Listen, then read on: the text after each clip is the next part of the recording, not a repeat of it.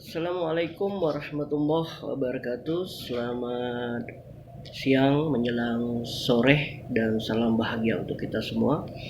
Semoga teman-teman dalam keadaan sehat dan tidak lupa dalam keadaan bahagia apapun kondisinya, apapun keadaannya, dimanapun Anda berada, tetap optimis, tetap positive thinking dalam meningkatkan imun tubuh, kesehatan tubuh. Ya, kita harus berpikir positif, jalani proses ini dengan sabar, jalani keadaan ini dengan melaksanakan sesuatu yang sebaik-baiknya. Justru jadikan tantangan hari ini menjadi peluang untuk teman-teman lebih berkreativitas, lebih berkreatif, ya, memiliki sesuatu nilai lebih, ya, tentunya dalam proses perkuliahan kita. Terima kasih teman-teman udah pada umum.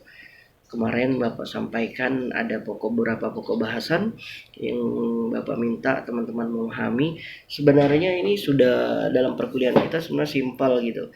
Kemarin cuma karena proses pandemik Bapak belum bisa ya menyampaikan satu persatu. Pada bukunya udah ada nih dummy-nya, buku manajemen bimbingan dan konseling.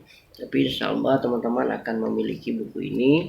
Nah, cuman waktu proses percetakan karena musim pandemi ini belum bisa dikirim gitu.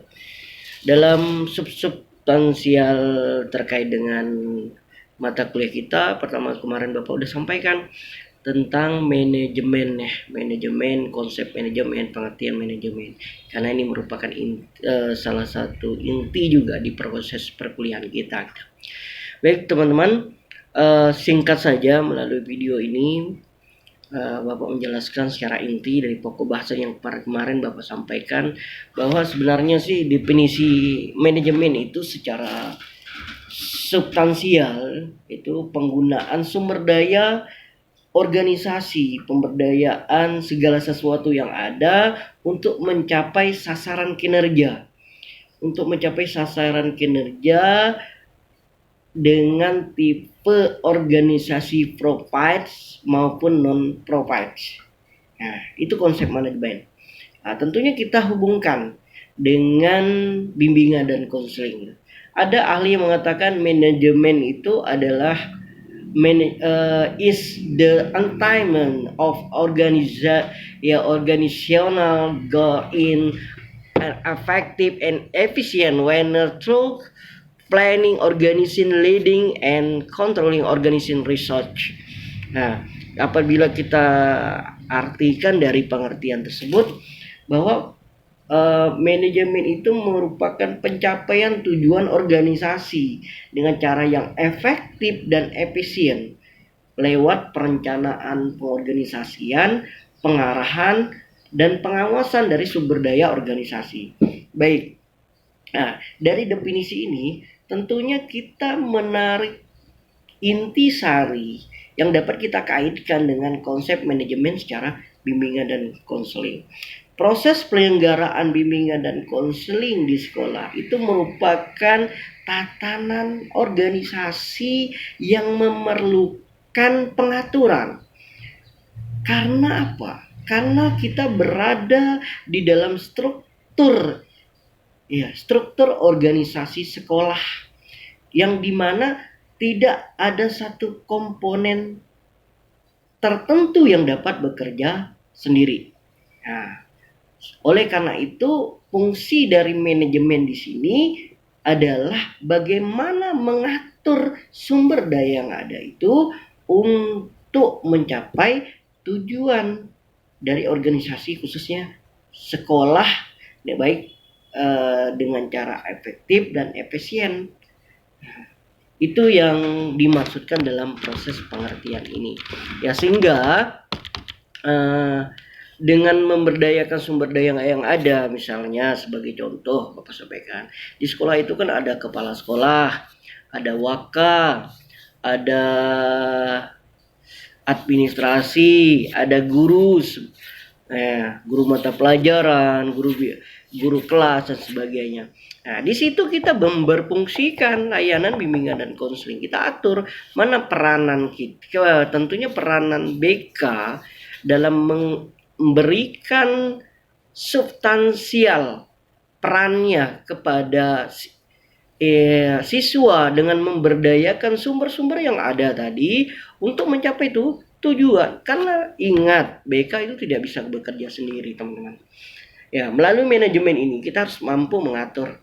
Kemarin Bapak sampaikan bahwa ada panduan operasional sekolah yang juga menjadi referensi kepada teman. Tapi kita tidak lupa bahwa semua itu kita harus atur, kita terencana sehingga apa yang menjadi tugas fungsi pokok kita dapat tercapai gitu.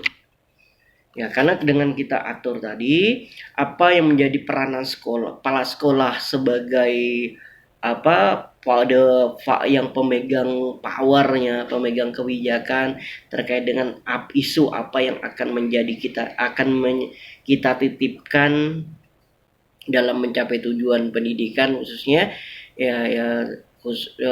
berupa program-program yang bisa menjadi payung program secara sekolah secara keseluruhan melalui berbagai macam komponen tadi, peranan guru, peranan staf administrasi, peranan keamanan, peranan komponen stakeholder komite sekolah ataupun yang lain dalam membantu tujuan yang telah kita sampaikan. Tujuan dan prinsip manajemen, aktivitas manajemen itu kan dikatakan produktif apabila menghasilkan output dan keluaran baik bersifat kualitas maupun kuantitas. Jadi hasil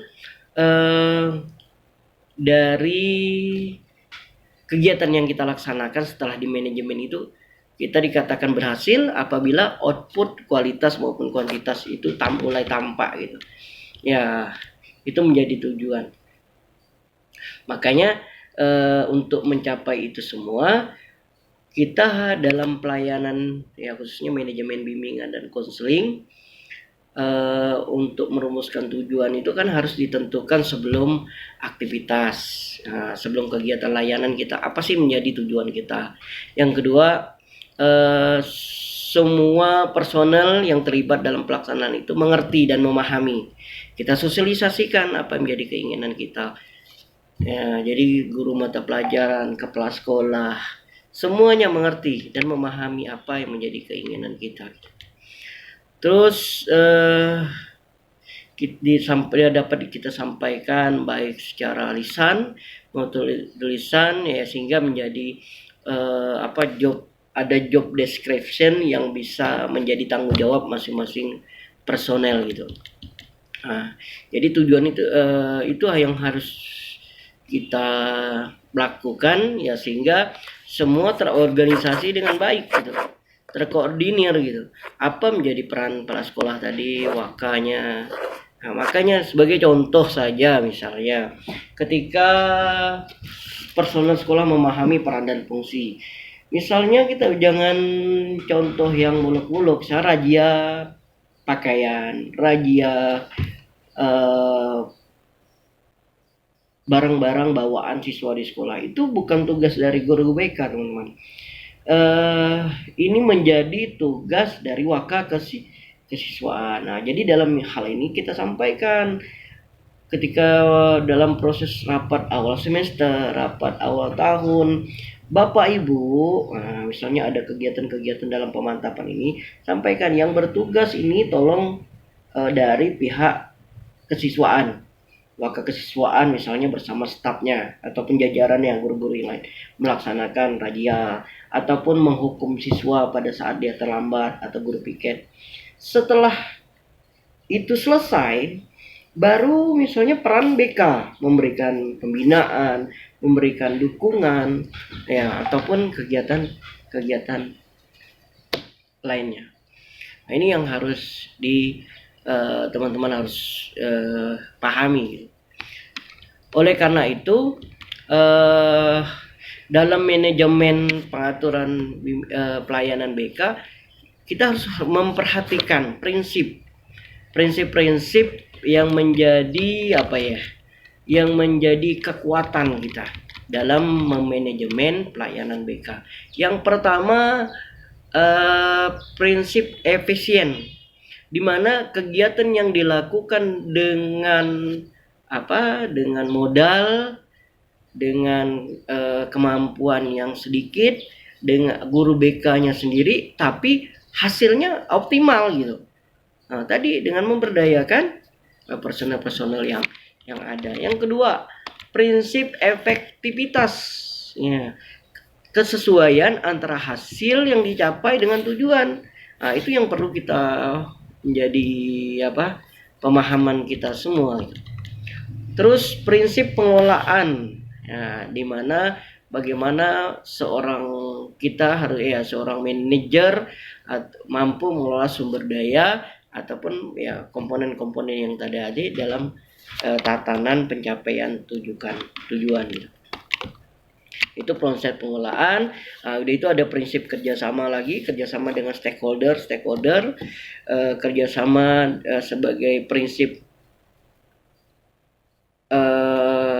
yang juga menjadi peran penting dalam hal ini, baik yang bersifat vertikal, horizontal, di mana semua komponen harus kerjasama. Yang selanjutnya prinsip efektif, kepemimpinan yang efektif, ya bagaimana ya kita dapat memberi pengaruh terhadap teman-teman, meyakinkan bahwa ini kepentingan siswa, ini merupakan salah satu program bimbingan dan konseling yang tidak bisa dikerjakan hanya guru BK sendiri, tapi juga menjadi tujuan kita bersama. Oke, sekian penegasan dari konsep awal ini. Nanti Bapak akan lanjutkan dengan sesi-sesi atau video-video berikutnya. Tapi mudah-mudahan teman-teman lebih menggali lebih dalam lagi. Bapak hanya sebagai ibarat, karena ini sangat singkat, sebagai ibaratnya sebagai penegasan saja, menyimpulkan dari apa yang teman-teman pelajari. Mohon maaf, mungkin video ini agak kurang jelas, kurang mantap dibandingkan teman-teman, tapi tidak mengurangi hikmat kita. Bapak yakin teman-teman di rumah, di kos, di kontrakan, ya tetap giat belajarnya, tetap buat ya sesuatu yang mungkin bisa dikomersilkan, yang bisa menambah nilai jual teman-teman, khususnya terkait dengan kualitas diri. Ya, mumpung waktu ini sehingga memanfaatkan waktu luang ini ya, sehingga teman-teman dapat menjadi sesuatu yang bernilai dalam proses pandemik ini. Sekian, ya tetap optimis, mudah-mudahan badai ini segera berlalu, situasi akan segera kondusif. Saya akhiri, wabillahi taufiq wal hidayah. Wassalamualaikum warahmatullahi wabarakatuh.